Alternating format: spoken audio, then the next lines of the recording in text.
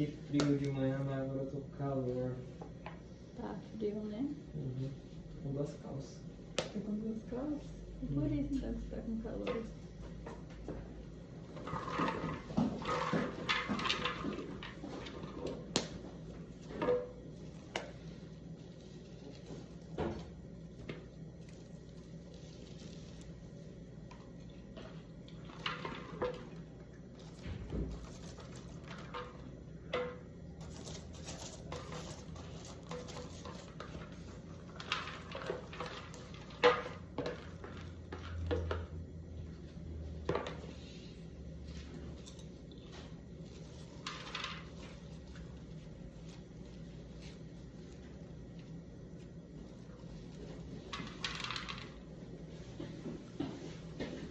Acho que eu quero pipoca assim.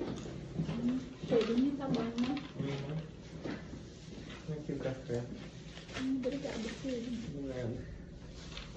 Peguei o de 250 gramas. Olha, com ele a gente fazer compra. 18 é alguma coisa. Tá caro, né, filho? Tá. Aquele dia lá que eu fui no mercado, não no seu mercado, no outro, R$ 36. Daí eu achei Tá que baixinho ia, o preço.